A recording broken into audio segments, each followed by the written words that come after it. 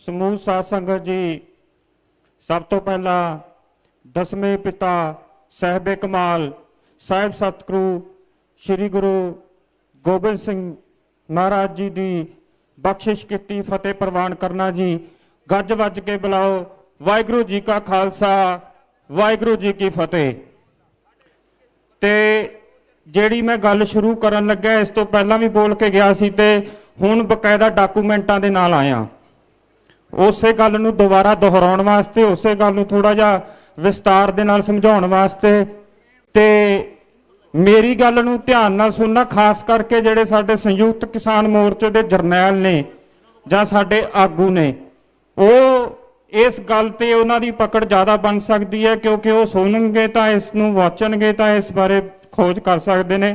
क्योंकि मैं तो एक विद्यार्थी हाँ, अंदोलन करना अजे इन्हां तो सीख रहा ते सीखते रहांगे। ते मैं अपनी गल शुरू करदा। एक 2035 तो बाद जिहड़े साडे नैचुरल रिसोर्सिस ने, जिवें कच्चा तेल है, वो 2035 तो बाद उसकी किल्लत शुरू हो जानी है और 2050 तक खत्म हो जाना है। सो गल ये है भी अज जिहड़ी संसार एक दूसरे नाल जुड़िया होया इंटरकनैक्शन है, वो यातायात के जरिए है, जां टैलीकम्यूनिकेशन के जरिए है, जां इंटरनेट के जरिए है। टैलीकम्यूनिकेशन का क्रू ऑयल के नाल कोई लेना देना नहीं है, इंटरनेट का क्रू ऑयल के नाल कोई लेना देना नहीं है। जाहिर जी गल है कि जे जहाज चलणगे तां ही साडा व्यापार वधेगा, तां ही साडा आपस दे विच लैन देन शुरू होएगा तां चलेगा। सो मैं अपनी गल शुरू करदा। क्रूड ऑयल तो बाद तेल दा सबस्टिट्यूट की है? पूरे संसार दे विच दो चीज़ां ते बहुत वड्डे पद्धर दे उत्ते खोजां हो रही ने ते बहुत वड्डे पद्धर दे उत्ते उन्हां दे उत्ते कॉन्फ्रेंसिस हो रही ने। वो हो रही है, एक तो लड़ाई बंद करो, देशों की आपस दे विच लड़ना बंद करो, वो चलो एक डिप्लोमैट हो जाती है गल। सैकेंड है साडा इन्वायरमेंट क्लाइमेट जिहड़ा है वो चेंज हो रहा है। वो किस करके हो रहा? सब तो वड्डा उहदे विच जिहड़ा हिस्सा है वो है जी साडे यातायात दे प्रदूषण का हिस्सा। क्योंकि जो असी गड्डी स्टार्ट करते हैं वो डीजल पेट्रोल नूं जलाने जां सड़दा, वो डीजल पेट्रोल चलता है तो कार्बन एमिशन निकलता है, हाइड्रो एमिशन निकलता है, नाइट्रोजन निकलती है जिहड़ी साडी आबो हवा नूं बहुत ज़्यादा दूषित कर रही है। सो सरकार और UNO United Nation Environment Organization का बार बार हर देश नूं यही कहना है भी तुसी इह ते ठल पाओ। इस वास्ते एक इंटरनेशनल बायोफ्यूल पॉलिसी है जिहड़ी 2015 दे विच यूनाइटेड नेशन एनवायरमेंट ऑर्गेनाइजेशन की एक कन्वेंशन हुई सी पैरिस दे विच 2015 च। उस तो बाद अगे भी हो रही ने, पर मैं पैरिस की गल क्यों कर रहा? उत्थे एक COP21 समझौता है जिन्होंने आप पैरिस समझौता भी कहने, वो साइन किया सी। वो साइन किया सी यूएनओ के सारे देश, क्योंकि यूएनओ दे विच जिन्ने भी देश ने 197 देश यूएनओ के इस टाइम मैंबर ने, और सारे मैंबरां ने साइन किया सी। इस करके उन्होंने COP21 कहते हैं। बकायदा एग्रीमेंट दे विच साइन होया सीगा भी असी इस चीज़ नूं तरजीह देवांगे और अपने देश दे विच जो सानू कह रहे हैं यूएनओ असी उत्ते ध्यान देवांगे और यह नीतियां बनावांगे। और मैं पहला भी कहा सी भी जे पॉलिसी लागू हो चुकी है, वैसे ठीक है भी भारत सरकार ने एक्ट नहीं बनाया पर पॉलिसी लागू हो चुकी है। जेकर पॉलिसी 101% लागू होएगी, डेफिनेटली होएगी, हो सकता 15-20 साल तक हो सकता 10 साल तक हो सकता 5 साल तक हो, क्योंकि जो साडे खेत गए तो पॉलिसी लागू होएगी। क्योंकि गड्डी नूं चलाउण वास्ते तेल चाहिए, तेल का सबस्टिट्यूट है एथनॉल। एथनॉल है तेल का सबस्टिट्यूट। बकायदा मेरे को डॉकूमेंट भी ने जिहड़ी अपनी इंडिया नैशनल बायोफ्यूल पॉलिसी है ਉਹਦੇ ਵੀ ਡਾਕੂਮੈਂਟ ਨੇ। ਜਿਹੜੀ ਯੂਨਾਈਟਿਡ ਨੇਸ਼ਨ ਦੀ ਪਾਲਿਸੀ ਆ ਬਾਇਓਫਿਊਲ ਦੀ, ਉਹਦੇ ਵੀ ਮੇਰੇ ਕੋਲੇ ਡਾਕੂਮੈਂਟ ਨੇ, ਬਕਾਇਦਾ ਪਾਲਿਸੀ ਹੈ। ਇਹ ਮੈਂ ਇਹਨਾਂ ਨੂੰ ਦੇ ਕੇ ਜਾਊਂਗਾ ਤੇ ਪੜ੍ਹਨਗੇ ਅੱਗੇ। ਤੇ ਜਿਹੜਾ ਬ੍ਰਾਜ਼ੀਲ ਤੁਸੀਂ ਸੁਣਿਆ ਹੋਣਾ ਦੇਸ਼ ਹੈ ਇੱਕ, ਬ੍ਰਾਜ਼ੀਲ ਦੇ ਲੋਕਾਂ ਨੂੰ ਗੰਨੇ ਤੋਂ ਨਾ ਤਾਂ ਗੁੜ ਬਣਾਉਣਾ ਆਉਂਦਾ ਨਾ ਹੀ ਸ਼ੱਕਰ ਬਣਾਉਣੀ ਆਉਂਦੀ ਹੈ। ਉਹਨਾਂ ਨੂੰ ਉਹਨਾਂ ਦਾ ਮੈਥਮੈਟਿਕਸ ਨਹੀਂ ਪਤਾ। ਪਰ ਸੋਚਣ ਵਾਲੀ ਗੱਲ ਹੈ ਵੀ ਬ੍ਰਾਜ਼ੀਲ ਇਸ ਟਾਈਮ ਸੰਸਾਰ ਦੇ ਵਿੱਚ ਸਭ ਤੋਂ ਵੱਧ ਗੰਨਾ ਕਿਉਂ ਪ੍ਰੋਡਿਊਸ ਕਰ ਰਿਹਾ ਹੈ। ਉਹਦੇ ਪਿੱਛੇ ਕਾਰਨ ਹੈ ਸਭ ਤੋਂ ਵੱਡਾ।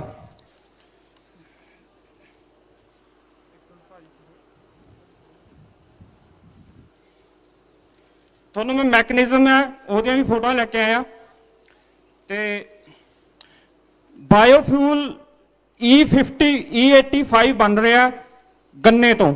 ਐਥਨੋਲ 85। ਐਥਨੋਲ 85 ਦਾ ਮਤਲਬ ਹੁੰਦਾ 15% ਪੈਟਰੋਲ 85% ਐਥਨੋਲ। 85% ਐਥਨੋਲ ਕਿੱਥੋਂ ਬਣਦਾ? ਗੰਨੇ ਤੋਂ। ਗੰਨਾ ਕੌਣ ਪੈਦਾ ਕਰਦਾ? ਕਿਸਾਨ। ਜੇ ਅੱਜ ਇਹ ਪਾਲਿਸੀ ਲਾਗੂ ਹੋ ਜਾਂਦੀ ਹੈ, 350 ਰੁਪਏ ਗੰਨੇ ਦਾ ਰੇਟ ਹੈ, ਜ਼ਾਹਰ ਜੀ ਗੱਲ ਹੈ ਵੀ ਇਹ 4 ਗੁਣੀ ਹੋ ਜਾਏਗੀ ਨਾਲ ਦੀ ਨਾਲ। ਭਾਰਤ ਸਰਕਾਰ ਆਪਣੇ ਹਲਫਨਾਮਿਆਂ ਦੇ ਵਿੱਚ ਕਹਿ ਰਹੀ ਹੈ ਵੀ ਸਾਨੂੰ 2020 ਤੱਕ ਹੁਣ ਸਾਡੇ ਕੋਲੇ 4883 ਲੀਟਰ ਐਥਨੋਲ ਬਣਾ ਰਹੇ ਹਾਂ। ਸਾਨੂੰ ਇਹਦੀ ਬਲੈਂਡਿੰਗ ਕਰਨ ਵਾਸਤੇ 20% ਤੱਕ E20 ਬਣਾਉਣ ਵਾਸਤੇ, ਪੈਟਰੋਲ ਨੂੰ E20 ਬਣਾਉਣ ਵਾਸਤੇ, ਯਾਨੀ ਕਿ 20% ਐਥਨੋਲ ਤੇ 80% ਪੈਟਰੋਲ ਬਣਾਉਣ ਵਾਸਤੇ ਸਾਨੂੰ 1 ਕਰੋੜ ਲੀਟਰ ਚਾਹੀਦਾ। ਮਿਲੇਗਾ ਕਿੱਥੋਂ? ਗੰਨੇ ਤੋਂ। ਇਹੀ ਕਾਰਨ ਹੈ ਸਾਡੀਆਂ ਸਰਕਾਰਾਂ ਸਾਨੂੰ ਖੇਤੀਬਾੜੀ ਚੋਂ ਬਾਹਰ ਕਰਕੇ ਕੋਆਪਰੇਟ ਘਰਾਣਿਆਂ ਨੂੰ ਲਿਆ ਰਹੀਆਂ ਨੇ। ਔਰ ਇਸ ਵਾਸਤੇ ਤੁਹਾਨੂੰ ਮੈਂ ਦੱਸਦਾ, ਇੰਡੀਅਨ ਗਵਰਨਮੈਂਟ ਨੇ 11 ਰਾਜ ਨੇ ਜਿਹੜੇ ਉਹਨਾਂ ਦੇ ਵਿੱਚ ਇਹ ਨੀਤੀ ਬਣਾਉਣ ਵਾਸਤੇ ਆਪਣੀਆਂ ਰਿਫਾਈਨਰੀਜ਼ ਲਾ ਚੁੱਕੀ ਹੈ। ਛੱਤੀਸਗੜ੍ਹ ਦੇ ਵਿੱਚ ਲੱਗ ਚੁੱਕੀ ਹੈ। ਪਾਣੀਪਤ ਵਾਲੀ ਜਿਹੜੀ ਆ ਰਿਫਾਈਨਰੀ ਹੈ ਇਹਨੂੰ ਐਥਨੋਲ ਪਲਾਂਟ ਦੇ ਵਿੱਚ ਕਨਵਰਟ ਕਰ ਰਹੀ ਹੈ। ਉਸ ਤੋਂ ਬਾਅਦ ਉੜੀਸਾ ਲੱਗ ਚੁੱਕੀ ਹੈ, ਗੁਜਰਾਤ ਲੱਗ ਚੁੱਕੀ ਹੈ, ਪੰਜਾਬ, ਹਰਿਆਣਾ, ਉੱਤਰ ਪ੍ਰਦੇਸ਼, ਉੜੀਸਾ, ਗੁਜਰਾਤ, ਮਹਾਰਾਸ਼ਟਰ, ਆਂਧਰ ਪ੍ਰਦੇਸ਼, ਇਹ ਰਾਜਾਂ ਦੇ ਵਿੱਚ ਇਸ ਪਾਲਿਸੀ ਦੇ ਤਹਿਤ ਡਿਸਟਿਲਰੀਆਂ ਲੱਗਣਗੀਆਂ। ਐਥਨੋਲ ਬਣੇਗਾ। ਗੰਨਾ ਜ਼ਾਹਿਰ ਜੀ ਗੱਲ ਹੈ, ਗੰਨਾ ਅਸੀਂ ਗੋਨੇ, ਗੰਨਾ ਜਾਏਗਾ, ਸਿੱਧੀ ਪੇਮੈਂਟ ਸਾਡੇ ਕੋਲ ਆਏਗੀ। ਗੌਰਮੈਂਟ ਬੜੀਆਂ ਕੋਝੀਆਂ ਸਾਜ਼ਿਸ਼ਾਂ ਚੱਲ ਰਹੀ ਹੈ। ਮੇਰੇ ਕੋਲੇ ਡਾਕੂਮੈਂਟ ਵੀ ਨੇ। ਉਹਦਾ ਸਾਰਾ ਮੈਕੈਨਿਜ਼ਮ ਹੈ, ਕਿਵੇਂ ਐਥਨੋਲ ਬਣੂਗਾ ਤੇ ਕਿਵੇਂ ਬਲੈਂਡ ਹੋਊਗਾ, ਕਿਵੇਂ ਤੇਲ 'ਚ ਚੱਲੂਗਾ। ਔਰ ਭਾਰਤ ਦੇ ਵਿੱਚ ਆ ਬੱਸਾਂ ਨੇ ਜੀ, ਸਕਾਨੀਆਂ ਦੀਆਂ ਬੱਸਾਂ ਨੇ, ਗੋ ਗ੍ਰੀਨ। ਜਿਹੜੀ ਬੱਸ ਹਰੇ ਰੰਗ ਦੀ ਹੁੰਦੀ ਹੈ ਉੱਤੇ 2 ਪੱਤੇ ਛਪੇ ਹੁੰਦੇ ਨੇ, ਗੋ ਗ੍ਰੀਨ ਲਿਖਿਆ ਹੁੰਦਾ ਹੈ। ਇਟ ਮੀਨਸ ਉਹ ਐਥਨੋਲ ਤੇ ਚੱਲ ਰਹੀ ਹੈ। ਭਾਰਤ ਸਰਕਾਰ ਦੀਆਂ ਬੱਸਾਂ ਚੱਲ ਰਹੀਆਂ 450 ਬੱਸ ਔਨ ਦੀ ਸਪੋਟ ਚੱਲ ਰਹੀ ਹੈ ਇਸ ਟਾਈਮ। ਤਾਂ ਸੋਚੋ ਸਾਡੀ ਮਿਹਨਤ ਹੈ, ਸਾਨੂੰ ਕੀਮਤ ਕੀ ਮਿਲ ਸਕਦੀ ਹੈ। ਔਰ ਇੰਡੀਅਨ ਗਵਰਨਮੈਂਟ ਬਾਰ-ਬਾਰ ਕਹਿ ਰਹੀ ਹੈ ਵੀ ਅਸੀਂ ਇਹ ਅੰਨਦਾਤਾ ਤੇ ਹੈ ਹੀ ਹੈ, ਇਹਨੂੰ ਅਸੀਂ ਊਰਜਾ ਦਾਤਾ ਦੇ ਵਿੱਚ ਕਨਵਰਟ ਕਰਨਾ ਹੈ। ਊਰਜਾ ਦਾਤਾ ਦੇ ਵਿੱਚ ਕਨਵਰਟ ਕਿਵੇਂ ਹੋਏਗਾ? ਜਦੋਂ ਐਥਨੋਲ ਬਣਨਾ ਸ਼ੁਰੂ ਹੋਏਗਾ। ਸਾਨੂੰ ਉਹ ਨੀਤੀਆਂ ਨਹੀਂ ਪਤਾ ਲੱਗਦੀਆਂ, ਸਾਨੂੰ ਉਹ ਮਾਸਟਰ ਹੀ ਨਹੀਂ ਮਿਲਦੇ ਪੜ੍ਹਾਉਣ ਵਾਲੇ, ਜਾਂ ਅਸੀਂ ਧਿਆਨ ਹੀ ਨਹੀਂ ਦਿੰਦੇ ਇਹਨਾਂ ਚੀਜ਼ਾਂ ਤੇ। ਸੋ ਗੱਲਾਂ ਬਾਤਾਂ ਕਰਨੀਆਂ ਸ਼ੁਰੂ ਕਰੋ। ਇੱਕ ਦੂਸਰੇ ਦਾ ਹੱਥ ਫੜ ਕੇ ਚੱਲਣ ਦੀ ਕੋਸ਼ਿਸ਼ ਕਰੋ। ਇੱਕ ਦੂਸਰੇ ਦੀ ਗੱਲ ਨੂੰ ਸੁਣੋ, ਉਹਦੇ ਤੇ ਵਿਚਾਰ ਕਰੋ, ਫਿਰ ਹੋਰਾਂ ਨੂੰ ਵੀ ਦੱਸੋ। ਔਰ ਮੈਂ ਰੌਲਾ ਪਾ ਕੇ ਦੱਸ ਰਿਹਾ, ਇਸ ਕਿਸਾਨੀ ਅੰਦੋਲਨ ਦੇ ਵਿੱਚ ਸਿਰ ਧੜ ਦੀ ਬਾਜੀ ਲੱਗੀ ਹੋਈ ਹੈ ਸਾਡੀ, ਔਰ ਲੱਗੀ ਰਹੂਗੀ ਜਿੰਨਾ ਚਿਰ ਇਹ ਬਿੱਲ ਰੱਦ ਨਹੀਂ ਹੋਣਗੇ। ਇਕੱਠੇ ਰਵਾਂਗੇ, ਲੜਾਂਗੇ ਤੇ ਜਿੱਤਾਂਗੇ।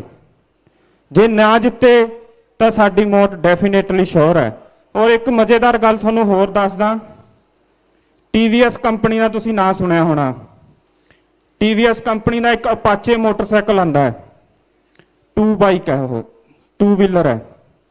ਉਹਦਾ 200 cc ਮੋਟਰਸਾਈਕਲ ਹੈ ਜਿਹੜਾ, ਉਹ ਇੰਡੀਆ ਦੇ ਵਿੱਚ ਇੰਟਰੋਡਿਊਸ ਹੋ ਚੁੱਕਿਆ। ਫਲੈਕਸ ਇੰਜਨ ਦੇ ਨਾਲ ਆਇਆ ਹੈ। ਫਲੈਕਸੀਬਿਲਿਟੀ ਦਾ ਮਤਲਬ ਹੁੰਦਾ ਜਿਹੜੀ ਚੀਜ਼ ਨੂੰ ਜਿੱਧਰ ਮਰਜ਼ੀ ਮੋੜ ਲਓ।